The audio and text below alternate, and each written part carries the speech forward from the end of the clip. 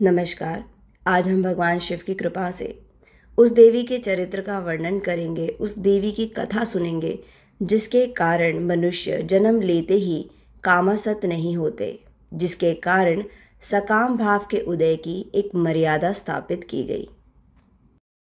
यह कथा उस पवित्र चरित्र का वर्णन करती है जो समस्त कामनाओं को पूर्ण करने वाला है तथा परम पावन और दिव्य है। ब्रह्मा जी नारद जी से कहते हैं कि उनके मानस पुत्र उत्पन्न होने के बाद उनके हृदय से एक बहुत ही सुंदर नारी उत्पन्न हुई जिसका नाम संध्या था। वह संध्या दिन में क्षीण हो जाती थी, परंतु सायंकाल में उसका रूप और सौंदर्य खिल उठता था। वह सौंदर्य की चरम सीमा तक पहुंची हुई थी और मुनियों के मन को भी मोह लेने वाली थी। वह सायं संध्या ही थी और वह नारी किसी मंत्र का निरंतर जाप कर रही थी। इसके बाद मेरे मन से एक मनोहर पुरुष उत्पन्न हुआ। कामरूप होने के कारण वह काम नाम से विख्यात हुआ। जब उस मनोहर पुरुष ने ब्रह्मा जी से अपना कार्य पूछा, तब ब्रह्मा जी ने उसे पुष्पों से बने हुए 5 बाण दिए और कहा कि तुम स्त्रियों और पुरुषों को मोहित करते हुए सृष्टि के सनातन कार्य को चलाओगे। इस पूरे त्रिभुवन में कोई भी ऐसा नहीं होगा जो तुम्हारा तिरस्कार कर पाएगा। आगे ब्रह्मा जी कहते हैं कि उस साध्वी संध्या के मन में एक बार सकाम भाव आ गया था, इसलिए उसने ये निश्चय किया कि वैदिक मार्ग के अनुसार मैं अग्नि में अपने शरीर की आहुति दे दूंगी। साथ ही में इस भूतल पर कोई भी देहधारी जन्म लेते ही काम भाव से युक्त ना हो, इसके लिए मैं अधिक से अधिक और कठोर तपस्या करूंगी और एक मर्यादा स्थापित करूंगी और उसके बाद मैं अपने इस जीवन को त्याग दूंगी। अपने मन में इतना उत्तम विचार करके संध्या चंद्रभागा नामक एक पर्वत पर गई, जहां से चंद्रभागा नदी का प्रादुर्भाव हुआ। फिर मैंने अपने पुत्र वशिष्ठ से कहा कि संध्या तपस्या की कामना करके चंद्रभागा नामक पर्वत पर गई है। तुम जाओ और विधि पूर्वक उसे दीक्षा दो। वह अभी तपस्या के भाव को नहीं जानती। तुम उसे उपदेश दो ताकि वह अपने लक्ष्य की प्राप्ति कर सके। जो आज्ञा कहकर ऋषि वशिष्ठ एक तेजस्वी ब्रह्मचारी के रूप में संध्या के पास गए। उस चंद्रभागा पर्वत पर एक बहुत ही सुंदर रमणीय देव सरोवर भी है जो मान सरोवर के समान शोभा पाता है। ऋषि वशिष्ठ ने उस सरोवर की ओर देखा और फिर तट पर बैठी हुई संध्या पर भी उन्होंने दृष्टिपात किया। उस संध्या की उपस्थिति से वह सरोवर और भी शोभा पा रहा था। ऋषि वशिष्ठ ने संध्या से पूछा, तुम इस पर्वत पर किस लिए आई हो? किसकी पुत्री हो? और क्या करने का विचार है? अगर गोपनीय ना हो तो बताओ। संध्या ने महात्मा जी की ओर देखा। उन्हें देखकर ऐसे जान पड़ता था कि मानो ब्रह्मचर्य देह धारण करके आ गया हो। संध्या ने कहा कि मैं ब्रह्मा जी की पुत्री हूँ। मेरा नाम संध्या है और मैं तपस्या करने की इच्छा से इस पर्वत पर आई हूँ। यदि आपको उपदेश देना ठीक लगे तो कृपा करके तपस्या की विधि बताएं। ऋषि वशिष्ठ, जो पहले से ही सब कुछ जानते थे, उन्होंने संध्या से कोई और दूसरा सवाल नहीं पूछा। उन्होंने भगवान शिव को, भक्तवत्सल भगवान शंकर को अपने मन में याद किया और संध्या से कुछ इस प्रकार बोले कि तुम जो उत्तम है, महान तप है, जो परमात्मा है, तुम उन भगवान शंभु को अपने हृदय में धारण करो, जो अकेले ही धर्म, अर्थ, काम और मोक्ष के आधिकरण हैं। तुम उस अद्वितीय पुरुषोत्तम शिव का भजन करो संध्या। हे संध्या, तुम ओम नमः शंकराय ओम इस मंत्र का निरंतर जप करते हुए मौन तपस्या आरंभ करो। इस मंत्र के साथ साथ ऋषि वशिष्ठ संध्या को कुछ और उपदेश देते हैं और तपस्या के नियम बताते हैं। आगे वह कहते हैं कि इस प्रकार से की जाने वाली मौन तपस्या ब्रह्मचर्य का फल देने वाली होती है और संपूर्ण अभीष्ट मनोरथों को पूर्ण करने वाली होती है। यह सत्य है और इसमें कोई भी संशय नहीं है। इस प्रकार से तुम शंकर जी का चिंतन करो और प्रसन्न होने पर वह अवश्य ही तुम्हें अभिष्ट फल प्रदान करेंगे। इस तरह से संध्या को तपस्या की विधि बताकर ऋषि वशिष्ठ वहाँ से विदा ले लेते हैं। ऋषि वशिष्ठ के कहे अनुसार संध्या ने उस मंत्र को अपना साधन बनाया। साथ ही में उत्तम भक्ति भाव के साथ भगवान शंकर की आराधना की, भगवान शिव में अपना चित्त लगाया और एकाग्र मन से बड़ी भारी तपस्या की।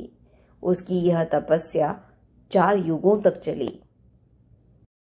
संध्या के तप से प्रसन्न हुए भगवान शिव ने उसे उसी रूप में दर्शन दिए जिस रूप में वह उन्हें पूजती थी। साथ ही में बाहर भीतर आकाश में सब और उन्होंने अपना वही रूप प्रकट किया। भगवान शंकर के दर्शन पाकर वह सोचने लगी कि किस तरह से मैं भगवान शिव की स्तुति करूं और मैं इनसे क्या कहूं। इस तरह से बड़ी भारी सोच में पड़कर उसने अपने नेत्र बंद कर लिए। नेत्र बंद करने पर भगवान शंकर ने उसके हृदय में प्रवेश किया, उसे दिव्य ज्ञान, वाणी और दृष्टि दी। दिव्य ज्ञान, दृष्टि और वाणी पाकर संध्या ने भगवान शिव की बहुत ही उत्तम स्तुति की, जिससे प्रसन्न हो भगवान शिव ने कहा कि भद्रे, मैं तुम्हारी तपस्या से अति प्रसन्न हूँ।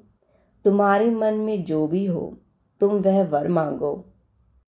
संध्या ने कहा, हे प्रभु, यदि आप मुझसे प्रसन्न हैं और प्रसन्नतापूर्वक मुझे वर देना चाहते हैं, यदि मैं वर पाने के योग्य हूँ, यदि मैं पापों से शुद्ध हो चुकी हूँ, तो हे प्रभु, मेरा मांगा हुआ यह पहला वर सफल करें कि इस आकाश में पृथ्वी आदि किसी भी स्थान में जो भी प्राणी है वह सबके सब जन्म लेते ही काम वासना से युक्त ना हो जाएं। हे नाथ, मेरी सकाम दृष्टि कहीं भी ना पड़े। जो मेरा पति हो, मेरा हृदय बस उसी में लगे। पति के अतिरिक्त जो कोई भी पुरुष मुझे सकाम भाव से देखे, उसके पुरुष तत्व का नाश हो जाए और वह तत्काल ही नपुंसक हो जाए। संध्या की तपस्या से संतुष्ट हुए भगवान शिव ने संध्या को सभी वर दिए। साथ ही में कहा कि तुम्हारी तपस्या के प्रभाव से मैंने जगत में सकाम भाव के उदय की एक मर्यादा स्थापित कर दी है, जिससे मनुष्य जन्म लेते ही कामासक्त न हो जाएं। साथ ही में तुम भी इस लोक में ऐसे दिव्य सती भाव को प्राप्त करो देवी, जैसा तीनों लोकों में दूसरी किसी और स्त्री के लिए संभव नहीं होगा। तुम्हारे पति के सिवा तुम्हें अगर कोई भी पुरुष सकाम दृष्टि से देखेगा तो वह उसी समय नपुंसक हो जाएगा और दुर्बलता को प्राप्त होगा। साथ ही में तुम्हारा पति दिव्य रूप से संपन्न एक महान तपस्वी महर्षि होगा, जो कि 7 कल्पों तक तुम्हारे साथ जीवित रहेगा। मेरी एक और बात ध्यान से सुनो संध्या, तुमने यह प्रतिज्ञा ली थी कि तुम अपने शरीर को अग्नि में त्याग दोगी। अब समय आ गया है कि तुम अपनी उस प्रतिज्ञा को पूरा करो। उसे सफल करने का उपाय मैं तुम्हें बताता हूँ। इसी पर्वत पर मुनिवर मेधा तिथि का एक यज्ञ चल रहा है, जो कि 12 वर्ष तक चलने वाला है। तुम्हारे मन में जिस किसी को भी स्वामी के रूप में पाने की इच्छा हो, उसे अपने हृदय में धारण कर उसी का चिंतन करते हुए अपने शरीर को उस अग्नि में त्याग दो। साथ ही में इस बात का ध्यान रखना, तुम्हें वहाँ जाते हुए कोई देख नहीं पाएगा और मेरी ही कृपा से तुम मुनि की उस अग्नि से प्रकट हुई पुत्री होगी। इस प्रकार भगवान शिव संध्या की हित की बात करके वहाँ से अंतर्ध्यान हो गए। संध्या ने बिल्कुल वैसा ही किया जैसा भगवान शिव ने उसे उपदेश दिया था। उसने उसी तेजस्वी ब्रह्मचारी को अपने मन में धारण किया जिससे उसने दीक्षा पाई थी, यानी कि ऋषि वशिष्ठ। ऋषि वशिष्ठ को पति के रूप में मन में रखकर उसने उस महायज्ञ की अग्नि में अपने शरीर का त्याग कर दिया। अग्निदेव ने भगवान शिव की आज्ञा से संध्या के सुवर्ण जैसे शरीर को जलाकर शुद्ध कर दिया और सूर्यमंडल में पहुंचा दिया। साथ ही में सूर्य ने पितरों और देवताओं की तृप्ति के लिए उसे 2 भागों में विभक्त करके अपने रथ में स्थापित कर दिया। जो प्रातः संध्या प्रकट होती है वह देवताओं को प्रसन्न करने वाली होती है, तथा जो सायं संध्या होती है वह पितरों को आनंद प्रदान करती है।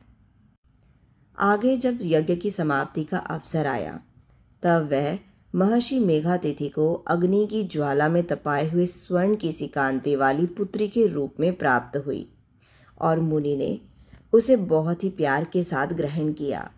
साथ ही में उसका नाम अरुंधति रखा। धीरे धीरे अरुंधति बड़ी हो गई और फिर भगवान शिव और विष्णु ने मिलकर उसका विवाह ब्रह्मा जी के पुत्र ऋषि वशिष्ठ के साथ करवा दिया।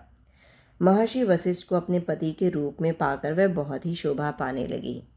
साथ ही में उसने बहुत ही उत्तम पुत्रों को जन्म दिया। अरुंधति सभी पतिव्रताओं में श्रेष्ठ है। इस तरह से संध्या के पवित्र चरित्र का वर्णन किया जाता है, जो समस्त कामनाओं के फल को देने वाला तथा पवन पावन और दिव्य है। ओम नमः शिवाय। धन्यवाद।